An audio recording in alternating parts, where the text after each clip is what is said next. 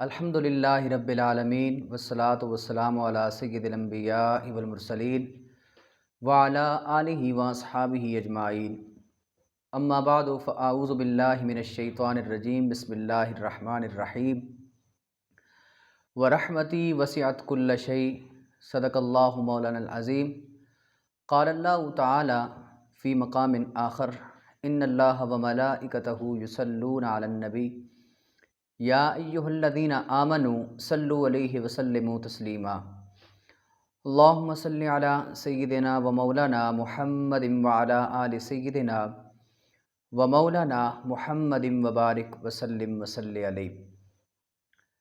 بعد از حمد الصلاۃ، معزز و محتشم سامعین، السلام علیکم ورحمۃ اللہ وبرکاتہ۔ سامعین ذی احتشام، یوں تو رب کائنات کے فضل اور کرم اور اس کی رحمت کی گھٹا ہمہ وقت برس رہی ہے، اور وہ ہمہ وقت کریم ہے، وہ پالنہار ہے۔ ساری کائنات اس کے فضل اور اس کے کرم سے پل رہی ہے۔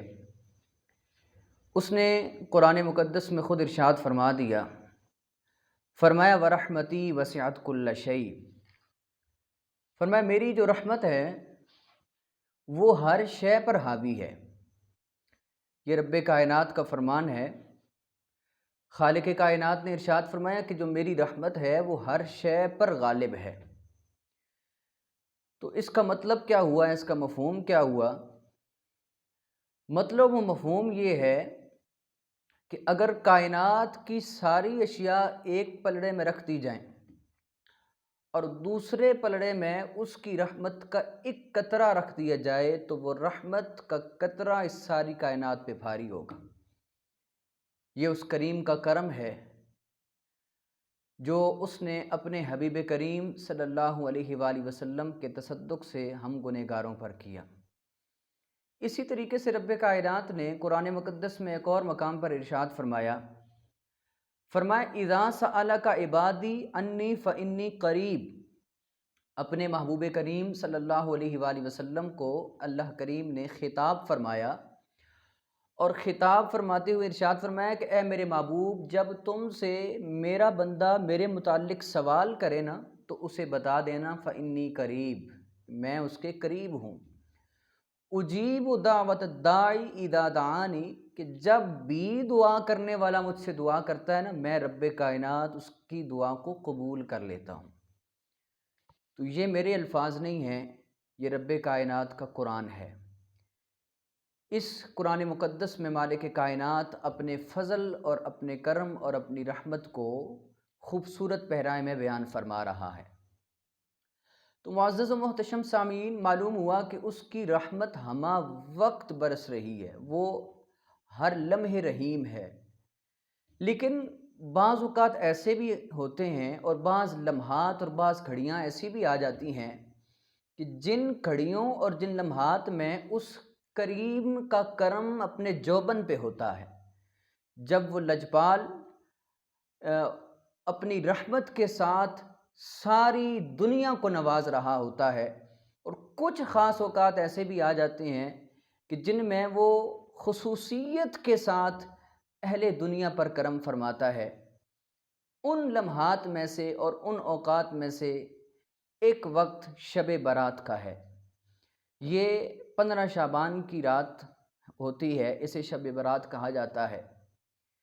اس رات کے حوالے سے بھی احادیث طیبہ کے اندر یہ بات مذکور ہے کہ مالک کائنات اپنے خاص فضل اور کرم کے ساتھ اپنے محبوب کے غلاموں کو نوازتا ہے، اور وہ کس قدر نوازتا ہے، اس حوالے سے حدیث پاک میں یہ آتا ہے کہ حضور نبی رحمت صلی اللہ علیہ وسلم نے ارشاد فرمایا کہ اللہ کریم بنی کلب کی جو بکریاں ہیں، ان بکریوں کی کھالوں پر جس قدر بال ہیں نا، فرمایا ان بالوں سے بھی زیادہ اللہ کریم مغفرت فرماتا ہے، زیادہ لوگوں کی، یعنی بے حد و بے حساب مغفرت فرماتا ہے۔ تو یہ اس کا خاص کرم ہے جو وہ اپنے حبیب کریم صلی اللہ علیہ وسلم کے تصدق سے ہم جیسے گناہگاروں پر فرما رہا ہے۔ آئیے جانتے ہیں کہ احادیث طیبہ میں ہمیں شب برات کے حوالے سے کیا رہنمائی ملتی ہے۔ حضرت سیدنا معاذ بن جبل رضی اللہ تعالیٰ عنہ سے مروی روایت ہے، نبی کریم صلی اللہ علیہ وآلہ وسلم نے ارشاد فرمایا، من احی اللیالی الخمس وجبت لہ الجنہ۔ اب اس بات کو آپ نے بڑی توجہ سے سننا ہے۔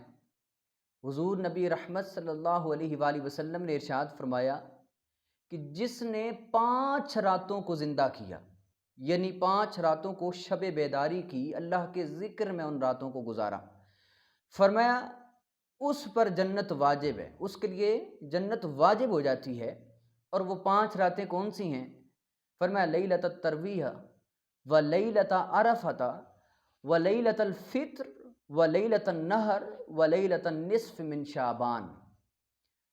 نبی رحمت صلی اللہ علیہ وسلم نے ان 5 راتوں کی وضاحت فرما دی۔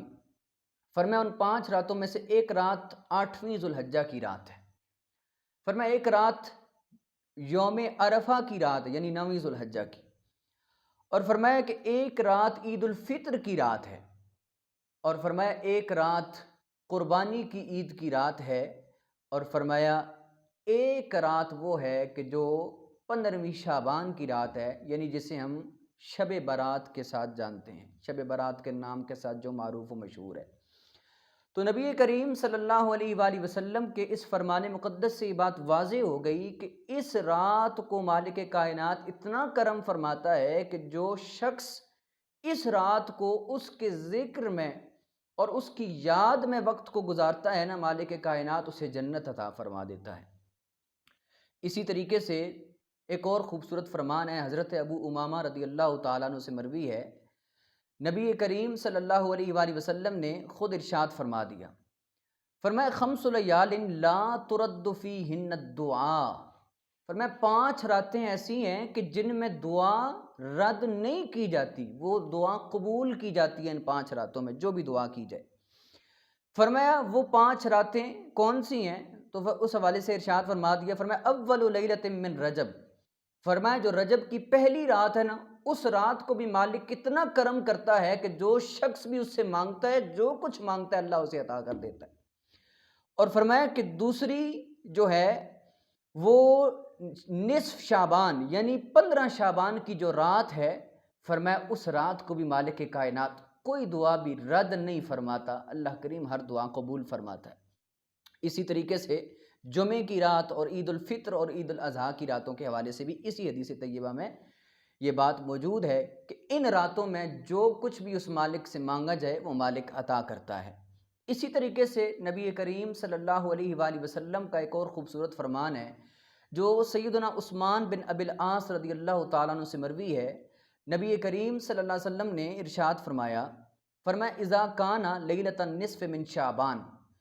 فرمایا کہ جب شعبان کی 15ویں رات آتی ہے نا، تو ہوتا کیا ہے؟ فرمایا نادا مناد حل من مستغفر فاغفر لہ۔ تو سامعین احتشام، مالک کائنات کے حبیب صلی اللہ علیہ وسلم خود ارشاد فرما رہے ہیں کہ جب 15ویں شعبان کی رات آتی ہے نا، تو ایک ندا دینے والا ندا دیتا ہے، اور وہ ندا کیا دیتا ہے کہ ہے کوئی مجھ سے مغفرت طلب کرنے والا کہ میں اسے معاف کر دوں؟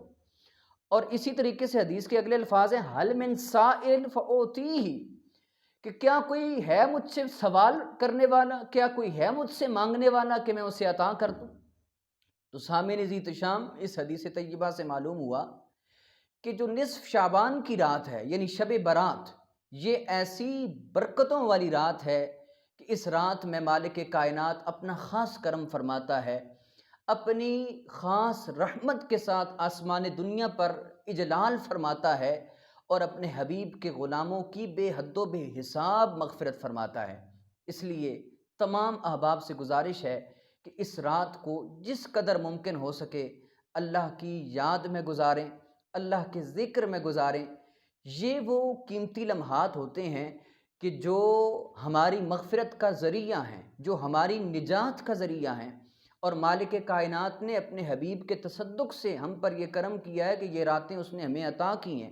گویا مالک ہمیں بخشنا چاہتا ہے، مالک ہمیں معاف فرمانا چاہتا ہے، اور مالک ہمیں جنت کا وارث بنانا چاہتا ہے۔ تو اس کا ذریعہ مالک کائنات نے ان خوبصورت راتوں کی صورت میں ہمیں عطا کیا ہے۔